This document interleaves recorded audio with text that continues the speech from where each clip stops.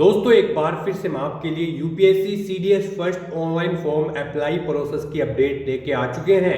जी हाँ दोस्तों, union public service commission UPSC संघ लोक सेवा आयोग की ओर से combined defence service CDS first exam का ऑफिशियल नोटिफिकेशन जारी कर दिया गया है और ऑनलाइन आवेदन प्रक्रिया भी स्टार्ट हो चुकी है। 457 वैकेंसीज यहाँ पर निकली है जो कि डिफेंस सेक्टर के अंतर्गत यहाँ पर भरी जाएंगी। इनको भरने के लिए नोटिफिकेशन जारी किया गया है। यहाँ पर naval academy, military academy, air force academy, officer training academy के अंतर्गत 457 खाली पदों को भरने के लिए ये विज्ञापन जारी कर दिया गया है। अब आप इसके ऑनलाइन फॉर्म फिल कर सकते हो। जी हाँ दोस्तों, ऑल ओवर इंडिया से मेल फीमेल दोनों कैंडिडेट फॉर्म फिल कर सकते हैं। बिना किसी गलती किए हुए आप इस भर्ती का फॉर्म ध्यान पूर्वक यहाँ पर फिल कर सकते हो। जी हाँ दोस्तों, यहाँ पर हम आपको इस वीडियो में कंप्लीट जानकारी दिखाएंगे कि क्या एलिजिबिलिटी क्राइटेरिया है, कैसे आप इस भर्ती की नोटिफिकेशन के पीडीएफ डाउनलोड कर सकते हो, कैसे अप्लाई कर सकते हो और कब से कब तक आप अप्लाई ऑनलाइन कर सकते हो। स्टेप बाय स्टेप पूरी जानकारी के लिए आपको ये वीडियो शुरू से लेके एंड तक बिना स्किप किए हुए देखनी होगी। इस वीडियो को पूरा देखने पर ही आपके सभी सवाल और डाउट क्लियर होंगे। जी हाँ दोस्तों, हम आपको इस वीडियो में जानकारी देंगे कि कौन सी ऐसी गलती है जिसको करने से आपके एप्लीकेशन फॉर्म रिजेक्ट हो सकते हैं। तो आपको इस गलती करने से बचना होगा, तो इस वीडियो को एंड तक बिना स्किप किए हुए ध्यान पूर्वक पूरा देखिएगा। तो चलिए दोस्तों, बिना कोई वक्त गवाए शुरू करते हैं UPSC CDS first online form 2025 की पूरी जानकारी। सबसे पहले आपको हमारी वेबसाइट IND-sarkari-naukri.in का लिंक नीचे description plus first comment box में मिल जाएगा और हमारे इस पेज पर विजिट करके आप यहां से UPSC CDS first online form 2025 की कंप्लीट जानकारी चेकआउट कर सकते हो।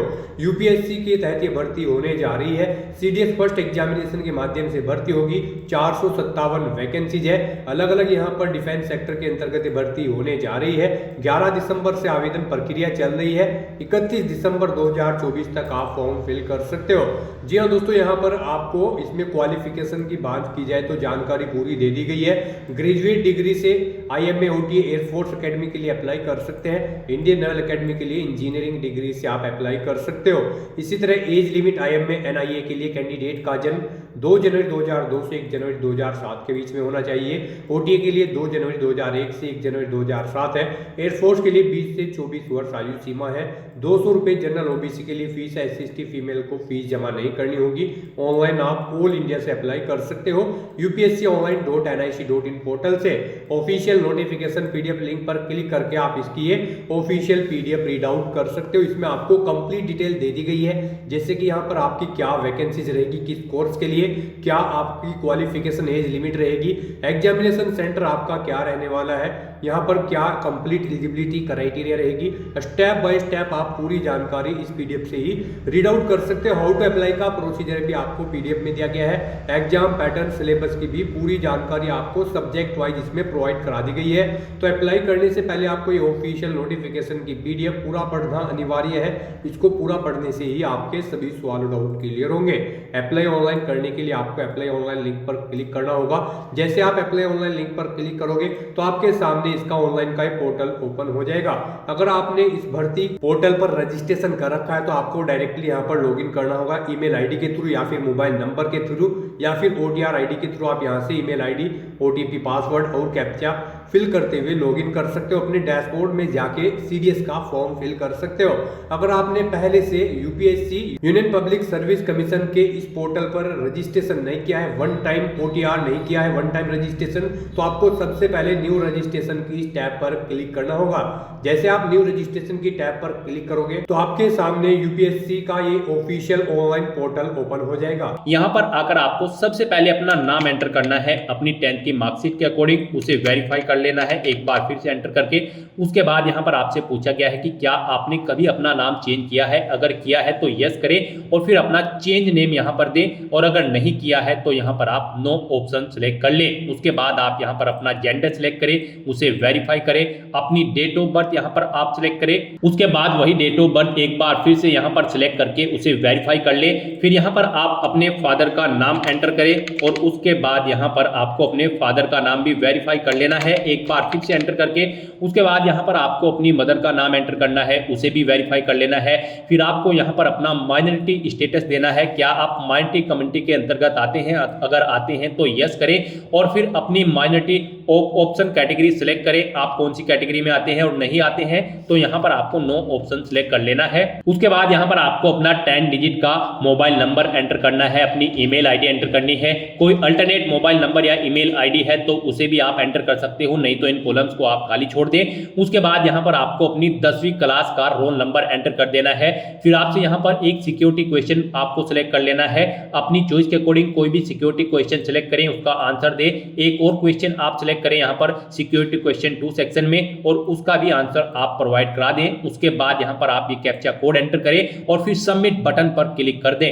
नेक्स्ट आपको आपने पीछे रजिस्ट्रेशन में जो डिटेल्स प्रोवाइड कराई हैं उनका पूरा प्रीव्यू शो कर दिया गया है। आपको सभी डिटेल्स चेकआउट करनी है। कहीं पर कोई मिस्टेक है तो आप अपडेट/चेंज हियर ऑप्शन पर क्लिक करके चेंज कर ले, नहीं है तो आप आई एग्री इस बटन पर क्लिक कर दें। उसके बाद आपके सामने कुछ इस तरह से इंटरफेस ओपन होगा। यहाँ पर आपके रजिस्टर्ड मोबाइल नंबर और ईमेल आईडी पर ओटीपी सबमिट किए गए हैं, वो ओटीपी यहाँ पर आपको एंटर करने हैं और वेरीफाई ओटीपी ऑप्शन पर क्लिक करके अपना मोबाइल नंबर और ईमेल आईडी को वेरीफाई कर लेना है। ओटीपी वेरीफाई करने के बाद आपके रजिस्ट्रेशन का फर्स्ट स्टेप यहाँ पर कंप्लीट हो चुका है। आपको सभी डिटेल्स प्रोवाइड करा दी गई है। आपको इसका एक प्रिंट आउट ले लेना है फ्यूचर यूज के लिए, या फिर इसे नोट डाउन करके रख लेना है। साथ ही साथ आपको एक OTR आईडी प्रोवाइड कराई गई है। ये OTR आईडी और एक पासवर्ड आपको आपकी रजिस्टर्ड मेल आईडी पर भी सबमिट किए गए हैं, और ये OTR आईडी आपके रजिस्टर्ड मोबाइल नंबर पर भी सबमिट की गई है। आपको इन्हें केयरफुली नोट डाउन करके रख लेना है फ्यूचर यूज के लिए। इस स्टेप को कंप्लीट करने के बाद आपको दोबारा से यहाँ पर लॉगिन की स्टेप पर क्लिक करना है। उसके बाद आपके सामने यहाँ पर लॉगिन का इंटरफेस ओपन होगा।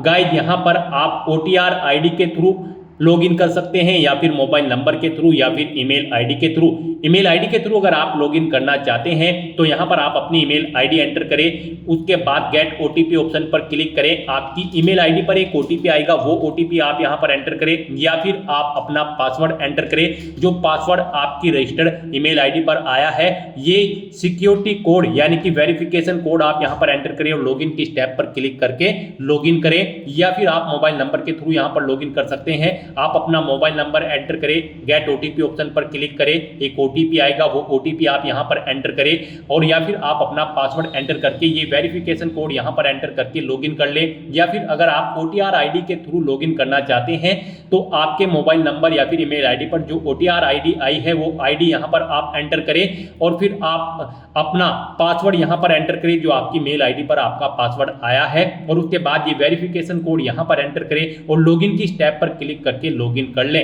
लॉगिन करने के बाद आपके सामने कुछ इस तरह से इंटरफेस ओपन होगा। यहाँ पर अगर आप कुछ चेंज करना चाहते हैं अपने रजिस्ट्रेशन में, जैसे कि अपने जेंडर में, तो क्लिक टू चेंज जेंडर इस ऑप्शन पर क्लिक करें और अपना जेंडर चेंज कर ले। और अगर आप अपने माइनॉरिटी स्टेटस में चेंज आउट करना चाहते हैं तो क्लिक टू चेंज ऑप्शन पर क्लिक करके इसमें भी आप चेंज कर सकते हैं। नहीं तो यहाँ पर अब आपको अपना नया पासवर्ड क्रिएट करना है।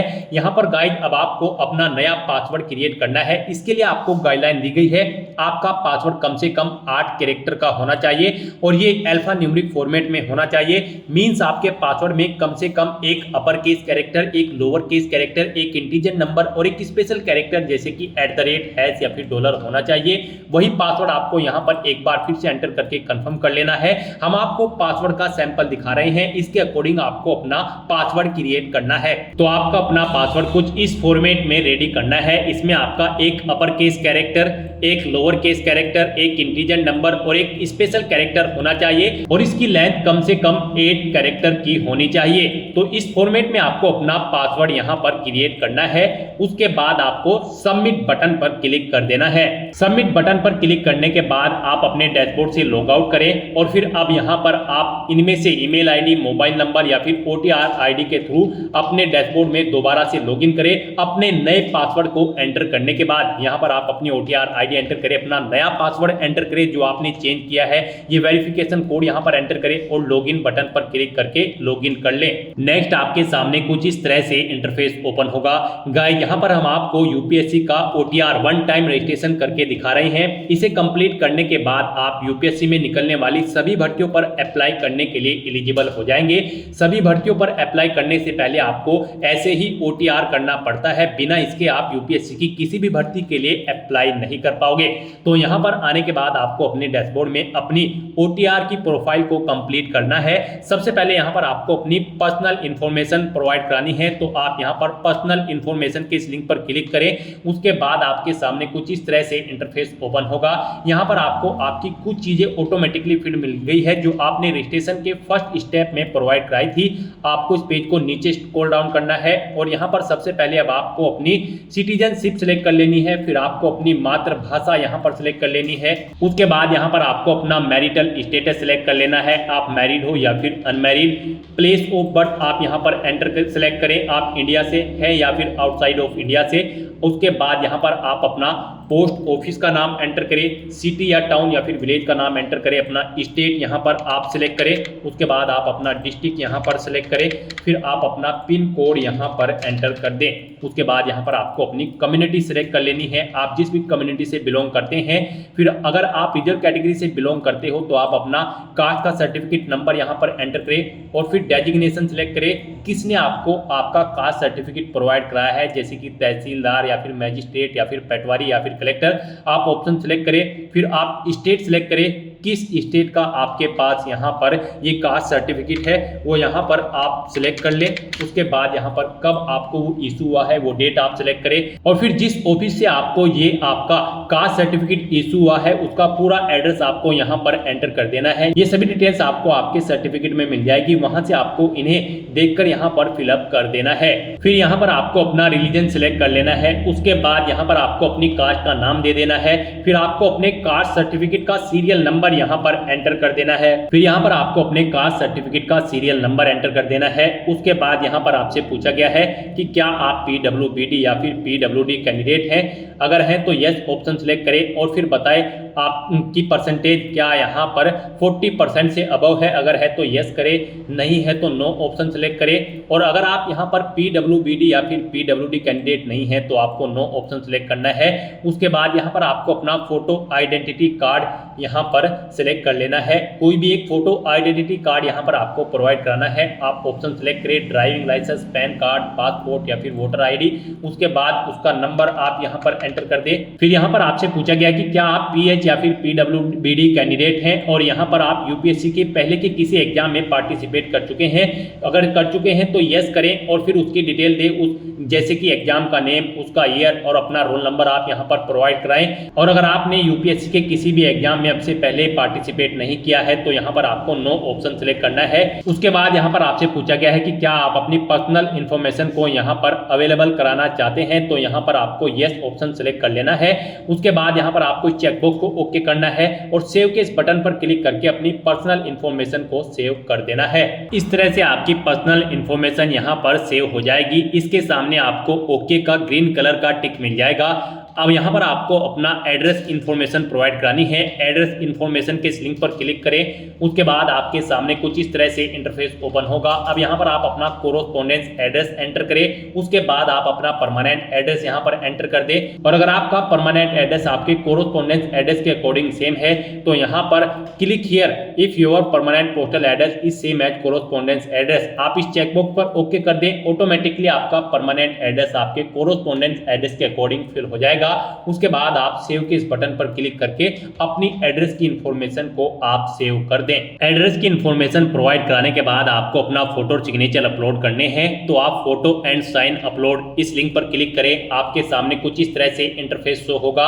यहाँ पर आपको दी गई गाइडलाइंस के अकॉर्डिंग अपना फोटो और सिग्नेचर अपलोड करने हैं। गाइस, यहाँ पर आपका फोटोग्राफ JPG फॉर्मेट में होना चाहिए और आपका फोटो का डायमेंशन 550 पिक्सल से 1000 पिक्सल के बीच में होना चाहिए और आपका फोटो यहाँ पर कुछ इस तरह से होना चाहिए। उसके नीचे यहाँ पर आपको अपना नाम एंटर करना है और फिर किस डेट को यहाँ पर क्रिएट हुआ है वो डेट आपको यहाँ पर एंटर कर देनी है।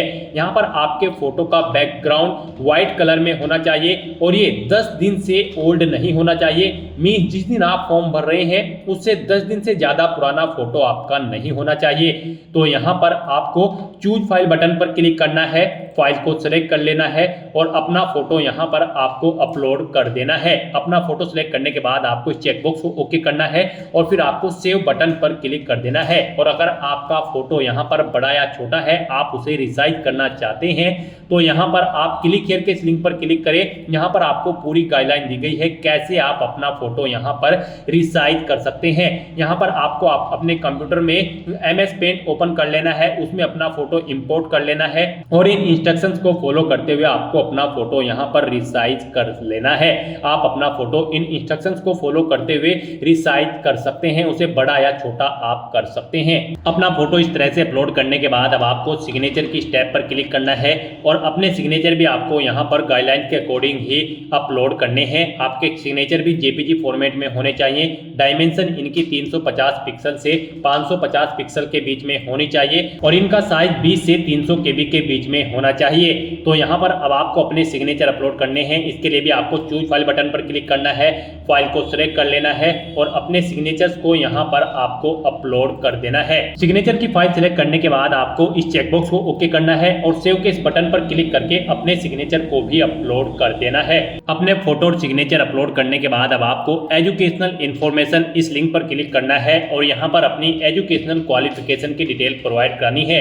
यहाँ पर सबसे पहले आपको अपनी 10वीं क्लास की डिटेल प्रोवाइड करानी है। तो यहाँ पर आपको सबसे पहले अपनी 10वीं क्लास की डिटेल प्रोवाइड करानी है। यहाँ पर आप अपनी क्लास या डिवीजन बताएं या फिर ग्रेड जो भी आपने 10वीं क्लास में ऑब्टेन की है। जैसे कि अगर आपने फर्स्ट डिवीजन ऑब्टेन की है तो यहाँ पर फर्स्ट एंटर करें। उसके बाद आपने कितने परसेंट मार्क्स ऑब्टेन किए हैं वो यहाँ पर आप एंटर करें। CGPA में स्कोर है तो यहाँ पर आप अपना CGPA दें, कितने में से कितने आपका CGPA है। उसके बाद पासिंग ऑफ ईयर आप प्रोवाइड कराएं, कब आपने अपना 10वीं का एग्जाम पास आउट किया है, कौन कौन से सब्जेक्ट थे यहाँ पर आप एंटर करें। यहाँ पर आपको अपने सभी सब्जेक्ट के नाम एंटर कर देने हैं बिना कोई स्पेशल कैरेक्टर यूज किए हुए, जैसे कि कोमा वगैरह आपको यहाँ पर नहीं लगाना है और अपने सभी सब्जेक्ट्स का नाम यहाँ पर आपको स्पेस देकर एंटर कर देना है। उसके बाद यहाँ पर आपको स्कूल का नाम देना है जिससे आपने अपनी 10वीं क्लास पास आउट की है। फिर बोर्ड या यूनिवर्सिटी का नाम देना है जिससे आपने अपनी 10वीं क्लास पास आउट की है। उसके बाद आपको सेव के इस बटन पर क्लिक करके अपनी ये सभी डिटेल सेव कर देनी है। 10th क्लास की डिटेल प्रोवाइड कराने के बाद आपको अपनी 12th क्लास की डिटेल यहाँ पर प्रोवाइड करानी है। तो यहाँ पर आप अपनी 12th आपने अगर कंप्लीट कर ली है तो कंप्लीटेड ऑप्शन सेलेक्ट करें और फिर उसकी डिटेल दें। और अगर आप यहाँ पर अपीयर्ड है तो यहाँ पर आप अपीयरिंग ऑप्शन सेलेक्ट करें। उसके बाद यहाँ पर कोई डिटेल आपको प्रोवाइड नहीं करानी है। तो यहाँ पर अगर आप अपनी 12th कंप्लीट कर चुके हैं तो आपको कंप्लीटेड ऑप्शन सेलेक्ट करना है और अपनी 12th की डिटेल को यहाँ पर प्रोवाइड कराना है। यहाँ पर भी आपको सबसे पहले क्लास या डिवीजन बतानी है जो आपने 12th क्लास में ऑब्टेन की है, कितने परसेंट मार्क्स आपने ऑब्टेन किए हैं वो भी आपको एंटर करना है। CGPA में अगर स्कोर है तो कितने में से कितने CGPA आपने ऑब्टेन किया है वो यहाँ पर आप एंटर कर दे। ईयर ऑफ पासिंग यहाँ पर आप देख कब आपने पास आउट की है अपनी 12वीं क्लास। फिर यहाँ पर आपको अपने सब्जेक्ट के नेम एंटर करने हैं बिना कोई स्पेशल कैरेक्टर यूज किए हुए, यानी कि कोमा वगैरह आपको यहाँ पर नहीं यूज करना है। बस आपको अपने सभी सब्जेक्ट के नाम यहाँ पर एंटर कर देने हैं। उसके बाद यहाँ पर आपको अपने स्कूल या कॉलेज का नाम देना है जिससे आपने अपनी 12वीं क्लास पास आउट की है, बोर्ड का नाम देना है जिससे आपने अपनी 12वीं क्लास पास आउट की है और सेव के इस बटन पर क्लिक करके आपको अपनी डिटेल सेव कर देनी है। अपनी 12th क्लास की डिटेल सेव करने के बाद अगर आपने ग्रेजुएशन या फिर पोस्ट ग्रेजुएशन कर रखी है तो आप उसकी डिटेल भी प्रोवाइड करा सकते हैं। यहाँ पर ये UPSC का OTR है, वन टाइम रजिस्ट्रेशन। तो यहाँ पर आपकी जितनी भी मैक्सिमम क्वालिफिकेशन है वो यहाँ पर आप एंटर कर दें, क्योंकि इस भर्ती के बाद आगे भी अगर UPSC की कोई भर्ती निकलती है और उसमें कोई और क्वालिफिकेशन रिक्वायर्ड है तो फिर आपको उसकी जरूरत नहीं पड़ेगी एंटर करने की। तो यहाँ पर आपकी जो भी मैक्सिमम क्वालिफिकेशन है आप उसकी डिटेल प्रोवाइड कराएं, क्योंकि यहाँ पर OTR आपका एक बार होता है UPSC का। तो आपको यहाँ पर अपनी सभी क्वालिफिकेशन की डिटेल प्रोवाइड करा देनी है। जैसे कि अगर आपने ग्रेजुएशन कंप्लीट कर ली है तो आप कंप्लीटेड ऑप्शन सेलेक्ट करें या फिर अपीयर्ड हो तो अपीयर ऑप्शन सेलेक्ट करें। अगर आपने यहाँ पर अपनी ग्रेजुएशन कंप्लीट कर ली है तो उसकी डिटेल भी आपको सेम ऐसे ही प्रोवाइड करानी है। यहाँ पर आपको सबसे पहले बताना है आपने अपनी ग्रेजुएशन किस फील्ड में की है, यानी कि स्ट्रीम में की है, मेडिकल, इंजीनियरिंग या फिर साइंस में। आप ऑप्शन सेलेक्ट करें। अपनी ग्रेजुएशन की स्ट्रीम सेलेक्ट करने के बाद यहाँ पर आपको अपनी डिग्री सेलेक्ट करनी है, आपने किस में अपनी डिग्री यहाँ पर कंप्लीट की है। उसके बाद यहाँ पर आपको अपनी डिग्री की डिवीजन बतानी है या फिर क्लास बतानी है। आपने फर्स्ट क्लास में ऑब्टेन की है या फिर सेकंड में या फिर थर्ड में, कितने परसेंट मार्क्स आपने ऑब्टेन किए हैं वो एंटर करें। CGPA में अगर स्कोर है तो वो आप एंटर कर दे।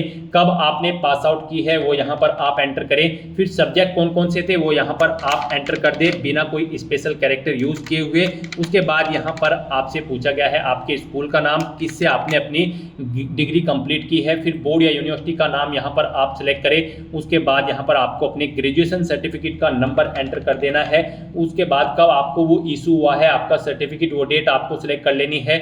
आपको डेजिग्नेशन बतानी है इशूइंग अथॉरिटी की जिसने आपको ये सर्टिफिकेट इशू किया है। उसके बाद आपको फुल एड्रेस यहाँ पर उस अथॉरिटी का एंटर कर देना है। फिर यहाँ पर आपको पूछा गया है कि क्या आपने बेसिक एजुकेशनल क्वालिफिकेशन या फिर हायर क्वालिफिकेशन ऑब्टेन की है फॉरेन इंस्टीट्यूट से। अगर की है तो यस करें और फिर उसकी डिटेल दे, नहीं की है तो आप नो ऑप्शन सेलेक्ट कर लें। उसके बाद यहाँ पर आपको सेव के इस बटन पर क्लिक करके अपनी डिटेल्स को सेव कर देना है। इस तरह से अपनी ग्रेजुएशन की डिटेल सेव करने के बाद अगर आपने पोस्ट ग्रेजुएशन कर रखी है तो आप पोस्ट ग्रेजुएशन की टैब पर क्लिक करें और सेम ऐसे ही अपनी पोस्ट ग्रेजुएशन की डिटेल प्रोवाइड करा दें। तो यहाँ पर आपने जो भी मैक्सिमम क्वालिफिकेशन कर रखी है तो उसकी डिटेल आप प्रोवाइड करा दें और उन्हें सेव करने के बाद आपको फिर डॉक्यूमेंट्स अपलोड इस लिंक पर क्लिक करना है। नेक्स्ट यहाँ पर आपको अपने कुछ डॉक्यूमेंट्स अपलोड करने हैं। यहाँ पर आपको अपनी 10वीं की मार्कशीट और यहाँ पर 12वीं की मार्कशीट और फोटो आईडी प्रूफ आपको अपलोड करना है। और अगर आप यहाँ पर SC ST OBC कैंडिडेट हैं तो यहाँ पर आपको अपना कास्ट सर्टिफिकेट भी अपलोड करना है। फिर यहाँ पर अगर आप एज में रिलेक्शन चाहते हैं तो अपने एज रिलेक्शन का क्लेम सर्टिफिकेट अपलोड कर दें। हिल एरिया से अगर आप बिलोंग करते हो तो हिलिंग सर्टिफिकेट आपको अपलोड करना होगा। अगर आप अरुणाचल प्रदेश, मणिपुर, मेघालय, मिजोरम या फिर नागालैंड या फिर सिक्किम से हैं। और अगर आपने पोस्ट ग्रेजुएशन से ऊपर भी यहाँ पर कोई हायर क्वालिफिकेशन कर रखी है तो उसके डॉक्यूमेंट सर्टिफिकेट आपको अपलोड करने हैं। अचीवमेंट अगर आपके पास है किसी फील्ड में या फिर अवार्ड आपने जीता है तो उसके डॉक्यूमेंट भी आप अपलोड कर सकते हैं।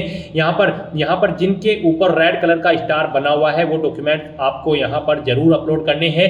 आपका डॉक्यूमेंट्स यहाँ पर PDF फॉर्मेट में होने चाहिए और उनका मैक्सिमम साइज 1 MB रखा गया है। आपको चूज फाइल बटन पर क्लिक करना है, फाइल को सिलेक्ट कर लेना है और 1 बाय 1 करके अपने इन सभी डॉक्यूमेंट्स को आपको अपलोड कर देना है। अपने इन सभी डॉक्यूमेंट्स को सक्सेसफुली अपलोड करने के बाद आपको पेरेंटल इंफॉर्मेशन इस लिंक पर क्लिक कर देना है। उसके बाद आपके सामने कुछ इस तरह से इंटरफेस ओपन होगा। अब यहाँ पर आपको अपने गार्जियंस, अपने फादर और मदर की इंफॉर्मेशन प्रोवाइड करनी है। सबसे पहले आपको अपनी फादर की इंफॉर्मेशन प्रोवाइड करानी है। उनकी नेशनलिटी आप सिलेक्ट करें, फिर उनका प्रोफेशन आप यहाँ पर सिलेक्ट कर लें। उसके बाद यहाँ पर आपको उनका एड्रेस एंटर करना है। आप उनका एड्रेस एंटर कर दें या फिर अगर उनका एड्रेस आपके एड्रेस के अकॉर्डिंग सेम है तो यहाँ पर आप कोरोस्पोंडेंस एड्रेस या फिर परमानेंट एड्रेस आपके जिस भी एड्रेस से सेम है यहाँ पर आप उस लिंक पर क्लिक कर दें। ऑटोमेटिकली उनका एड्रेस भी आपके एड्रेस के अकॉर्डिंग फिल हो जाएगा। और अगर आपके फादर यहाँ पर सर्विस में हैं या फिर रिटायर्ड हो चुके हैं तो उनकी पोस्ट का नाम यहाँ पर आपको एंटर करना है। उनकी एनुअल इनकम यहाँ पर आपको एंटर करनी है। फिर यहाँ पर वो कौन से स्टेट से बिलोंग करते हैं वो स्टेट आपको सेलेक्ट कर लेना है, डिस्ट्रिक्ट सेलेक्ट कर लेना है उनका। और इस तरह से अपनी डिटेल्स फिल करने के बाद आपको सेव बटन पर क्लिक करके अपने फादर की डिटेल को सेव कर देना है। और उसके बाद आपको मदर इन्फॉर्मेशन इस टैब पर क्लिक करके अपनी मदर की इन्फॉर्मेशन भी सेम ऐसे ही यहाँ पर आपको प्रोवाइड करानी है। मदर की इन्फॉर्मेशन में भी आपको सबसे पहले अपनी मदर की नेशनलिटी सेलेक्ट कर लेनी है, उनका प्रोफेशन आपको सेलेक्ट कर लेना है और उनका एड्रेस भी आप यहाँ पर एंटर कर सकते हो। नहीं तो यहाँ पर आप कोरोस्पोंडेंस या फिर परमानेंट एड्रेस या फिर फादर एड्रेस ऑप्शन सेलेक्ट करके इन्हीं का एड्रेस यहाँ पर फिल हो जाएगा जिस भी लिंक पर आप क्लिक करेंगे। उसके बाद अगर वो यहाँ पर कार्यरत है यानी कि सर्विस करती हैं या फिर रिटायर्ड हो चुकी है तो उनकी पोस्ट का नाम यहाँ पर आप एंटर कर दें। उनकी एनुअल इनकम कितनी है वो यहाँ पर आप एंटर कर दें। नहीं है तो आप नोट एप्लीकेबल यहाँ पर एंटर कर सकते हैं और अगर एनुअल इनकम नहीं है तो यहाँ पर आप 0 एंटर कर सकते हैं। उसके बाद आपकी माता किस स्टेट से बिलोंग करती है यहाँ पर आप उस स्टेट का नाम सेलेक्ट करें। उसके बाद डिस्ट्रिक्ट सेलेक्ट करें और फिर उनकी ये डिटेल सेव के इस बटन पर क्लिक करके सेव कर दें। नेक्स्ट यहाँ पर आपको अपनी एम्प्लॉयमेंट इन्फॉर्मेशन प्रोवाइड करानी है। आपको एम्प्लॉयमेंट इन्फॉर्मेशन के इस लिंक पर क्लिक करना है। उसके बाद आपके सामने कुछ इस तरह से इंटरफेस ओपन होगा। यहाँ पर आपसे पूछा गया है आप सेंट्रल गवर्नमेंट के एम्प्लॉय हैं या फिर स्टेट गवर्नमेंट में आपने सर्विस की है या फिर PSU में या फिर किसी प्राइवेट सेक्टर में या फिर किसी अदर में। आप ऑप्शन सेलेक्ट करें और फिर उसकी डिटेल दें। और अगर आप एम्प्लॉय नहीं है आपको यहाँ पर नॉट एम्प्लॉयड ऑप्शन सेलेक्ट करना है और फिर आपको यहाँ पर नो ऑप्शन सेलेक्ट करने हैं और सेव बटन पर क्लिक कर देना है। इस तरह से आपकी एम्प्लॉयमेंट इंफॉर्मेशन यहाँ पर सेव हो जाएगी। उसके बाद आपको यूपीएससी एग्जामिनेशन इंफॉर्मेशन इस लिंक पर क्लिक करना है। उसके बाद आपके सामने कुछ इस तरह से इंटरफेस ओपन होगा। यहाँ पर आपसे पूछा गया है कि क्या आपको यूपीएससी ने कभी एग्जाम में बैठने से रोका है, अगर रोका है तो यस करें और फिर उसकी डिटेल दे, नहीं रोका है तो यहाँ पर आप नो ऑप्शन सेलेक्ट कर ले। फिर आपसे पूछा गया है कि क्या आप यूपीएससी के प्रीवियस ईयर के एग्जामिनेशन में भी पार्टिसिपेट किए हैं, अगर किए हैं तो यस करें और फिर उसकी डिटेल दे, नहीं किए हैं तो आप नो ऑप्शन सेलेक्ट कर ले। और फिर आपसे पूछा गया है कि लास्ट के कुछ ईयर में आपने सिविल सर्विस एग्जामिनेशन में पार्टिसिपेट किया है और आपको सर्विस या फिर पोस्ट ऑफर्ड हुई है, अगर हुई है तो यस करें और उसकी डिटेल दे, नहीं हुई है तो आपको नो ऑप्शन सेलेक्ट कर लेना है। इस तरह से अपनी डिटेल्स फिल करने के बाद अब आपको सेव के इस बटन पर क्लिक करना है, अपनी इस डिटेल को सेव कर देना है और फिर आपको achievement, prizes, medals and other इस लिंक पर क्लिक कर देना है और यहाँ पर अपनी अचीवमेंट्स की डिटेल आपको प्रोवाइड करानी है। यहाँ पर अगर आपने यूनिवर्सिटी या फिर स्टेट या फिर नेशनल लेवल पर किसी गेम में पार्टिसिपेट किया है और आपको कोई प्राइज या फिर मेडल या फिर स्कॉलरशिप मिली है तो यहाँ पर आप उसकी डिटेल दे सकते हैं। स्पोर्ट में अगर आपके पास एनसीसी या फिर अदर है तो आप यहाँ पर उसकी डिटेल दें और अगर आपने कोई पोजीशन डिस्ट्रिक्शन लीडरशिप हासिल की है स्कूल या कॉलेज में, उसकी डिटेल प्रोवाइड करा दें। कोई अदर एक्स्ट्रा करिकुलम एक्टिविटीज आपने की है तो उसकी डिटेल प्रोवाइड करा सकते हैं। तो इस तरह से यहाँ पर आपको अपने इन अचीवमेंट्स की, प्राइजेस की, मेडल्स की डिटेल यहाँ पर प्रोवाइड करानी है। अगर आपने अचीवमेंट्स यहाँ पर ऑब्टेन किए हैं, नहीं किए हैं तो आप इनको खाली छोड़ सकते हैं। फिर यहाँ पर आपसे पूछा गया है कि क्या आपके पास यहाँ पर 5 एकड़्स एग्रीकल्चर लैंड है और यहाँ पर आपका रेजिडेंशियल फ्लैट 1000 स्क्वायर मीटर से ज्यादा है या फिर रेजिडेंशियल प्लॉट आपका 100 स्क्वायर यार्ड से अबव है या फिर आपका रेजिडेंशियल प्लॉट यहाँ पर 200 स्क्वायर यार्ड या फिर उससे अबव है। अगर इनमें से कोई भी ऑप्शन है तो आप यस ऑप्शन सेलेक्ट करें, नहीं तो नो ऑप्शन सेलेक्ट करें। फिर यहाँ पर आपको अपनी लैंग्वेज की डिटेल प्रोवाइड करानी है। कौन कौन सी लैंग्वेज आप जानते हैं, जैसे कि हिंदी, और उसे आप रीड, राइट, स्पीक और जो भी जानते हैं यहाँ पर आप ऑप्शन सेलेक्ट करें और फिर एग्जामिनेशन आपने कौन सा पास आउट किया है वो एग्जामिनेशन आप यहाँ पर एंटर कर दें। इस तरह से यहाँ पर आपको अपनी लैंग्वेज की डिटेल प्रोवाइड करानी है। अगर आप एक से ज्यादा लैंग्वेज जानते हैं तो यहाँ पर ऐड के इस बटन पर क्लिक करें, फिर यहाँ पर आप अपनी दूसरी लैंग्वेज सेलेक्ट करें और उसकी डिटेल दें। इस तरह से अपनी लैंग्वेजेस की डिटेल आपको यहाँ पर प्रोवाइड करानी है और फिर आपको सेव के इस बटन पर क्लिक करके अपनी ये डिटेल सेव कर देनी है। इस तरह से आपके वन टाइम रजिस्ट्रेशन की प्रोफाइल आपकी कंप्लीट हो जाएगी। यहाँ पर इन सभी ऑप्शन के सामने आपको ग्रीन कलर का ओके का टिक मिल जाएगा। तो यहाँ पर आपकी ओटीआर की प्रोफाइल कंप्लीट हो चुकी है। गाइस, यहाँ पर ओटीआर कंप्लीट करने के बाद आपको यूपीएससी की भर्तियों के लिए अप्लाई करना है। उसके लिए आपको लेटेस्ट नोटिफिकेशन की स्टेप पर क्लिक करना है। उसके बाद यहाँ पर यूपीएससी की जितनी भी भर्तियां यहाँ पर करंट में रनिंग में होगी उनकी लिस्ट यहाँ पर आपको दे दी जाएगी। गाइस, हम यहाँ पर आपको यूपीएससी सीडीएस फर्स्ट एग्जामिनेशन 2025 की भर्ती के लिए अप्लाई करके दिखा रहे हैं। तो यहाँ पर आपको एग्जामिनेशन परीक्षा में combined defence service examination first 2025 के सामने यहाँ पर आकर आपको क्लिक हियर फॉर पार्ट 1 भाग 1 के लिए यहाँ क्लिक करें। आपको इस लिंक पर क्लिक कर देना है। उसके बाद आपके सामने ये इंस्ट्रक्शंस ओपन होंगे, आपको इन्हें केयरफुली रीड करना है, पेज को नीचे स्क्रॉल डाउन करना है और फिर यहाँ पर आपको यस हाँ इस ऑप्शन पर क्लिक कर देना है। उसके बाद आपको ओके करना है। नेक्स्ट यहाँ पर आपकी सभी डिटेल्स आपके ओटीआर वन टाइम रजिस्ट्रेशन पे आपने जो डिटेल्स प्रोवाइड कराई थी उनसे पिकअप कर ली गई है। अब यहाँ पर आपको I hereby declare that all the details given above are true, इस चेकबॉक्स को ओके करना है और फिर आपको आई एग्री इस ऑप्शन पर क्लिक कर देना है।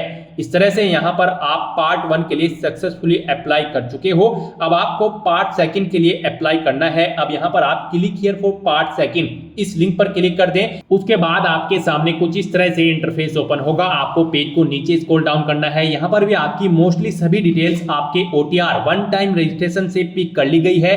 बस यहाँ पर अब आपको अपनी एजुकेशनल क्वालिफिकेशन की सेलेक्ट करनी है। यहाँ पर गाइस हम आपको बता दें, अगर आप इंडियन मिलिट्री एकेडमी और ऑफिसर ट्रेनिंग एकेडमी के लिए अप्लाई करने जा रहे हो तो आपके पास कोई ग्रेजुएट डिग्री होनी जरूरी है किसी वेल रिकॉग्नाइज्ड यूनिवर्सिटी से किसी रिलेवेंट सब्जेक्ट के अंतर्गत। और अगर आप इंडियन नेवल एकेडमी के लिए अप्लाई करोगे तो आपके पास इंजीनियरिंग डिग्री होनी जरूरी है। और अगर आप एयरफोर्स एकेडमी के लिए अप्लाई करना चाहते हो तो आपके पास ग्रेजुएट डिग्री होनी चाहिए किसी भी ब्रांच में या फिर किसी भी डिसिप्लिन के अंतर्गत, प्लस आपके पास 12वीं में फिजिक्स और मैथ एक सब्जेक्ट के रूप में होने अनिवार्य है या फिर आपके पास कोई बैचलर डिग्री होनी जरूरी है इंजीनियरिंग के अंतर्गत यहाँ पर यूपीएससी सीडीएस की इन स्ट्रीम्स में अप्लाई करने के लिए। तो यहाँ पर आपको अपनी चॉइस के अकॉर्डिंग आप जिस भी ब्रांच के लिए अप्लाई करने जा रहे हैं आपको अपने अकॉर्डिंग अपनी डिग्री सिलेक्ट कर लेनी है। उसके बाद यहाँ पर आपको अपना फोन नंबर एंटर कर देना है, ये ऑप्शनल है, अगर आप करना चाहते हैं तो कर दें, नहीं तो आप इस कॉलम को खाली छोड़ दें। और उसके बाद आपको यहाँ पर कंटिन्यू / आगे बढ़ें इस ऑप्शन पर क्लिक कर देना है। नेक्स्ट आपके सामने कुछ इस तरह से इंटरफेस ओपन होगा। अब यहाँ पर आपको अपनी कोर्सेज की प्रेफरेंस देनी है। यहाँ पर अगर आप ऑफिसर ट्रेनिंग एकेडमी को फर्स्ट नंबर पर प्रेफरेंस देना चाहते हैं तो इसके सामने के बॉक्स में आपको 1 एंटर करना है।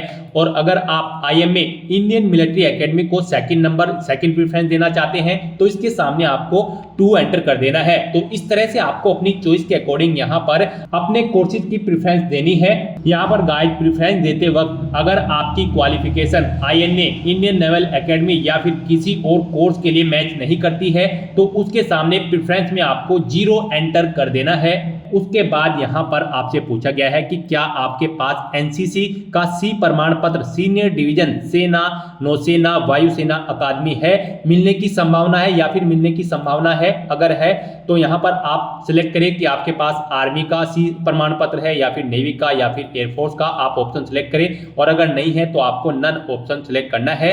नेक्स्ट आपसे पूछा गया है कि क्या आप सैन्य बल में कार्यरत हैं, अगर है तो यस करें, नहीं है तो आप नो ऑप्शन सिलेक्ट कर लें। उसके बाद आपसे पूछा गया है क्या आप सैनिक स्कूल से संबंध रखते हैं, अगर रखते हैं तो यस करें, नहीं रखते हैं तो नो ऑप्शन सिलेक्ट कर लें। उसके बाद यहाँ पर आपको कंटिन्यू / आगे बढ़ें इस ऑप्शन पर क्लिक कर देना है। नेक्स्ट आपको आपके एप्लीकेशन फॉर्म का पूरा प्रीव्यू शो कर दिया जाएगा। आपको सभी डिटेल्स केयरफुली चेकआउट करनी है। कहीं पर कोई मिस्टेक है तो आप अपडेट / सुधार इस ऑप्शन पर क्लिक करके उसे अपडेट कर ले, नहीं तो यहाँ पर अब आपको ये कैप्चा कोड एंटर करना है और फिर आपको आई एग्री मैं सहमत हूँ इस ऑप्शन पर क्लिक कर देना है। इस तरह से यहाँ पर आपका पार्ट 2 का फॉर्म भी सक्सेसफुली फिल हो चुका है यूपीएससी सीडीएस फर्स्ट एग्जामिनेशन 2025 का। अब यहाँ पर आपको अपने फॉर्म की एक स्लिप प्रिंट कर लेनी है। प्रिंट स्लिप ऑप्शन पर क्लिक करने के बाद ये प्रिंट स्लिप आपकी रजिस्टर्ड ईमेल आईडी पर भी सबमिट कर दी गई है, वहां से भी आप इसे गेट कर सकते हो। तो यहाँ पर अब आपको लेटेस्ट नोटिफिकेशन की टैब पर क्लिक करना है। उसके बाद यहाँ पर आपको सीडीएस के इसी सेक्शन में आना है और यहाँ पर अब आपको centre selection and agreeing to declaration इस लिंक पर क्लिक करना है और अपने सेंटर्स का आपको सिलेक्शन कर लेना है। यहाँ पर आपको अपना परीक्षा केंद्र एग्जामिनेशन सेंटर सेलेक्ट करना है जहां पर आप एग्जाम में पार्टिसिपेट करना चाहते हो। उसके बाद आपको डिक्लेरेशन घोषणा पत्र को रीड करना है और फिर आपको I have read the declaration and agree इस ऑप्शन पर क्लिक कर देना है। उसके बाद यहाँ पर आपके सामने कुछ इस तरह से इंटरफेस ओपन होगा। यहाँ पर आपका एप्लीकेशन फॉर्म सक्सेसफुली फिल हो चुका है, उसके सभी स्टेप्स कंप्लीट हो चुके हैं। उसकी एक एक्नॉलेजमेंट स्लिप आपकी रजिस्टर्ड ईमेल आईडी पर भी सबमिट कर दी गई है, वहां से आप उसे गेट कर सकते हो। तो यहाँ पर अब आपको फॉर एप्लीकेशन स्टेटस एप्लीकेशन का स्टेटस चेकआउट करने के लिए इस लिंक पर क्लिक करना होगा। उसके बाद आपके सामने कुछ इस तरह से इंटरफेस ओपन होगा। अब यहाँ पर आप चेकआउट कर सकते हो कंबाइंड डिफाइंड सर्विस एग्जामिनेशन के सभी स्टेटस। यहाँ पर पार्ट 1 का स्टेटस, पार्ट 2 का स्टेटस और पार्ट 3 का स्टेटस कंप्लीट हो चुका है। एप्लीकेशन स्टेटस भी आप चेकआउट कर सकते हो, आपका एप्लीकेशन का स्टेटस भी यहाँ पर कंप्लीट हो चुका है, यानी कि आप कंप्लीट रूप से सीडीएस फर्स्ट एग्जामिनेशन 2025 के लिए अप्लाई कर चुके हो। अब आप यहाँ पर क्लिक हियर के इस लिंक पर क्लिक करें और अपने एप्लीकेशन फॉर्म का एक हार्ड कॉपी प्रिंट आउट ले लें। इस लिंक पर क्लिक करने के बाद आपके सामने आपका फॉर्म ओपन हो जाएगा। यहाँ पर आप प्रिंट के इस बटन पर क्लिक करके अपने फॉर्म का एक हार्ड कॉपी प्रिंट आउट ले सकते हो फ्यूचर यूज के लिए। तो दोस्तों ऐसे आप यूपीएससी सीडीएस फर्स्ट 2025 एग्जामिनेशन के लिए अपने फॉर्म अप्लाई कर सकते हो बिना कोई मिस्टेक किए हुए। आज की इस वीडियो में बस इतना ही। आई होप ये वीडियो आपको पसंद आई होगी। अगर पसंद आई हो तो इसे लाइक और शेयर करें, चैनल पर नए हो तो इसे सब्सक्राइब कर लें। Thanks for watching.